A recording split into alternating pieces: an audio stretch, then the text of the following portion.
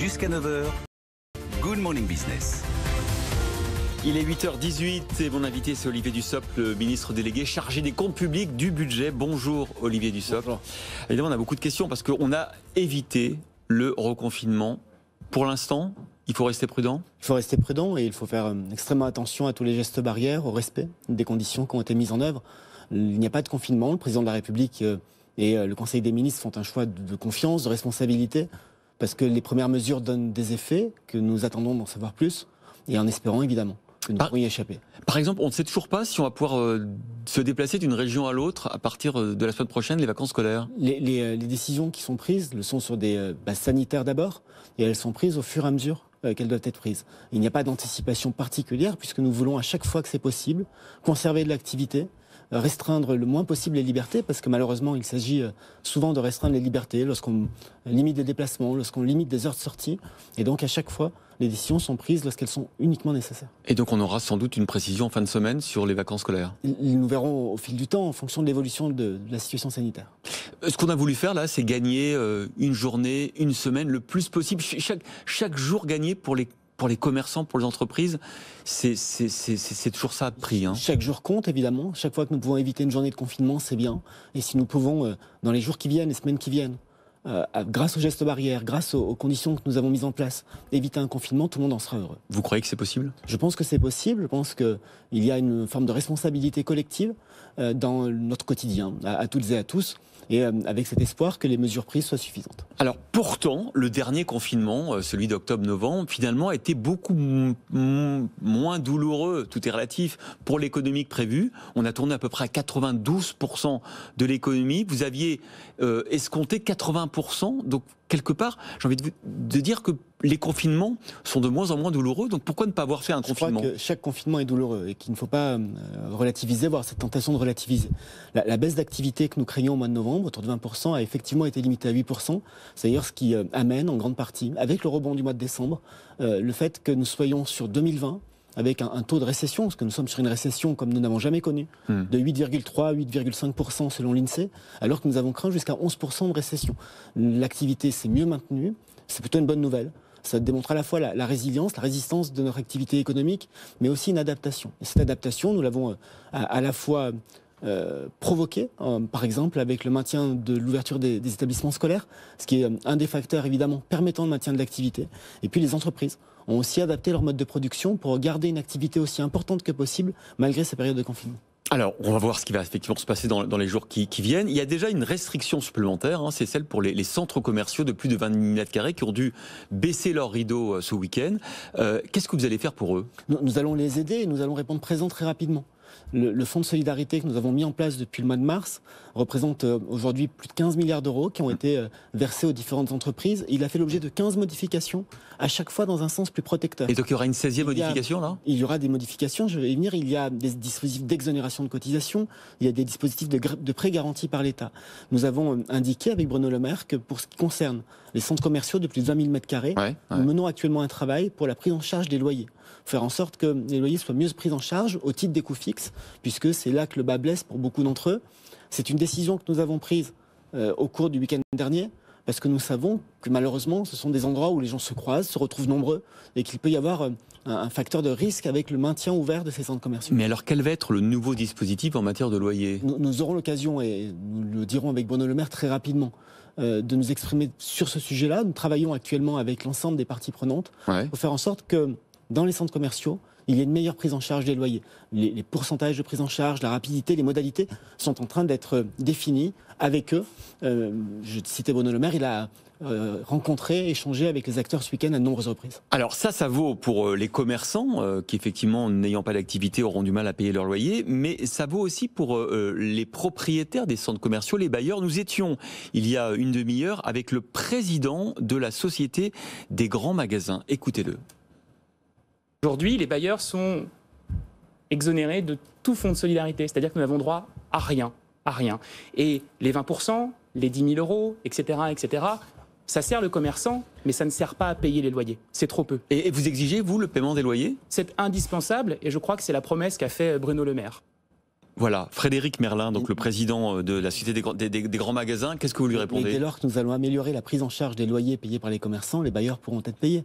C'est assez mécanique, assez simple finalement, mais je comprends la difficulté qui peut être rencontrée par des bailleurs importants, comme celui qui vient de s'exprimer, d'autres bailleurs qui sont moins importants. Parfois, il faut aussi avoir en tête que, pour ce qui concerne les fonds de commerce, il y a des bailleurs qui sont des personnes individuelles, qui sont d'anciens commerçants, d'anciens artisans, qui trouvent avec le loyer du fonds des bâtiments qu'ils louent, une source de revenus non négligeable. Vous savez, Olivier Dussopt, il y aura un vrai problème dans les mois qui viennent aussi, vous avez raison de les mentionner, pour ces commerçants qui envisagent de céder la main, parce qu'ils partent par exemple pour la retraite, et dont la valeur du fonds de commerce est en train de s'effondrer. On voit dans les centres-villes des bails à céder un peu partout. Qu'est-ce qu'on pourra faire pour eux? Si vous me permettez de le dire, chaque chose en son temps. Ouais, mais bon. Malheureusement, ça va être une problématique. Notre objectif est de maintenir un maximum d'activité économique. Vous avez évoqué tout à l'heure le fait qu'en novembre, l'activité économique s'est beaucoup mieux maintenue que ce que nous craignions. C'est le cas aussi pour le mois de décembre. Et au final, le 4e trimestre, qui est un trimestre marqué par le confinement, sera dû par une récession de 1,3 points, ce qui est beaucoup moins que ce que nous craignions. Notre objectif est, là encore, de permettre aux entreprises viables de garder cette viabilité, de garder de la trésorerie, de passer le cap de cette crise pour pouvoir reprendre leur activité. Il va y avoir des questions à affronter au fil du temps sur les périodes de référence pour le calcul de la valeur des fonds. Ouais. Ça fait partie des chantiers sur lesquels nous devons travailler, auxquels nous devons nous atteler. Aujourd'hui, notre priorité, c'est de permettre aux entreprises de passer la crise. Et donc, nous mobilisons des moyens comme il n'en a jamais été mobilisé.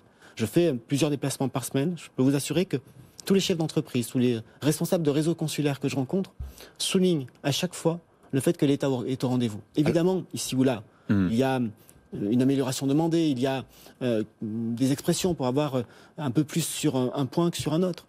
Mais nous sommes au rendez-vous. Nous avons, en 2020, engagé plus de 80 milliards d'euros de crédit pour répondre à la crise, dans une période au cours de laquelle l'État perdait plus de 40 milliards d'euros de recettes fiscales. Alors, il y a d'autres professionnels qui attendent des éléments de réponse aujourd'hui. Ce sont les professionnels de la montagne. Un plan montagne nous avait été annoncé sur ce plateau d'ailleurs par Jean-Baptiste Lemoyne, le ministre du Tourisme. C'est pour aujourd'hui. Alors, qu'est-ce qu'on va faire pour les professionnels de la montagne? Est-ce qu'on va élargir le dispositif d'altitude pour les vallées, par exemple? J'étais dans les Hautes-Alpes avec Joël Giraud, mon collègue secrétaire d'État à la ruralité, il y a quelques jours. Ça fait partie des sujets que nous avons pointés, que nous avons abordés.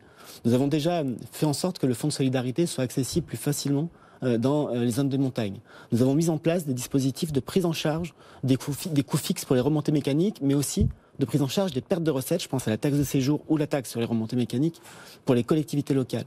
Nous avons d'ores et déjà indiqué qu'au-delà des seules stations identifiées en tant que telles, nous souhaitions un élargissement, et nous allons y procéder, de l'éligibilité au fonds de solidarité pour les commerces des vallées skiables, si vous me permettez cette expression, pour éviter des effets de différence entre la limite d'une station et la commune la plus proche. Il y a d'autres problématiques qui apparaissent, je pense notamment aux médecins de montagne, aux praticiens libéraux dans les zones qui habituellement sont très fréquentées par des touristes.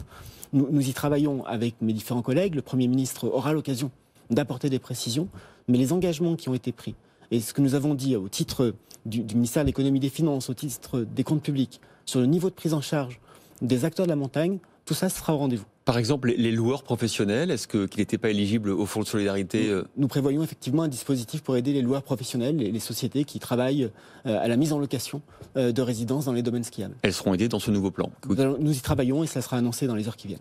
Alors tout ça, ça fait encore des dépenses en plus. Est-ce que donc vous restez le ministre du quoi qu'il en coûte en 2021? J'ai eu l'occasion de m'exprimer récemment et de dire que notre crise, la crise sanitaire que nous traversons, est une forme de parenthèse. Nous souhaitons tous que cette parenthèse se referme. Et lorsqu'elle se refermera, la parenthèse du quoi qu'il en coûte se refermera aussi. Nous ne pouvons pas, et c'est ce que j'ai eu l'occasion de dire, envisager à moyen et à long terme le maintien à un niveau aussi important des dépenses publiques. Ça ne serait pas soutenable. En attendant que cette crise épidémique soit jugulée, que ce vaccin soit maîtrisé, ce virus soit maîtrisé, nous sommes présents aux côtés des entreprises. Ce que je viens de dire le démontre. Le fonds de solidarité, les exonérations de cotisations, le chômage partiel, cela va représenter plus de 6 milliards d'euros par mois dans la période qui s'ouvre. Et donc nous serons présents tant qu'il y aura de la crise, nous répondrons présents. Dès lors que la crise s'éloignera, dès lors que l'activité reprendra, il faudra éteindre les dispositifs, progressivement bien évidemment, mais pour retrouver un niveau de dépenses qui soit un niveau soutenable. Vous ne lâchez rien, Olivier Dussopt. Vous avez été repris souvent 24 ou 48 heures après votre déclaration sur la fin du quoi qu'il en coûte par certains ministres, le maire, Elisabeth Borne. Vous dites, mais moi je suis là pour assurer... D'abord, c'est mon rôle de ministre des Comptes publics, de dire ce qui est soutenable et ce qui ne l'est pas. Et je le répète, nous avons une chance qui est à souligner. C'est le fait que notre pays a la confiance des marchés. Donc nous sommes capables de lever beaucoup de dettes pour financer les aides que nous mettons en œuvre. C'est une chance pour l'économie, c'est une chance pour la France et il faut garder cette confiance. Je dis et je répète que nous sommes présents aux côtés des entreprises, que nous le resterons.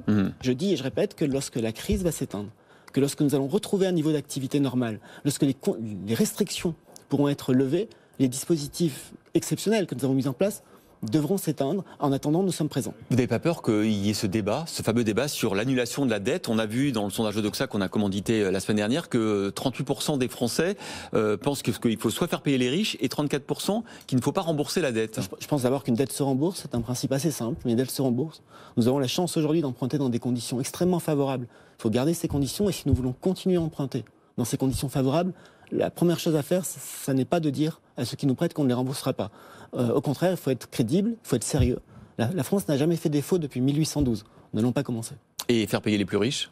Je ne sais pas ce que signifie faire payer les plus riches en réalité, parce que quand j'entends le sondage que vous avez cité sur les 38%, j'ai l'intime conviction que beaucoup d'entre eux n'imaginent pas en faire partie. Lorsqu'on a eu le débat sur la taxe d'habitation, lorsqu'on a supprimé la taxe d'habitation pour 80% des Français, et puis cette année, nous allons commencer à la supprimer pour les autres.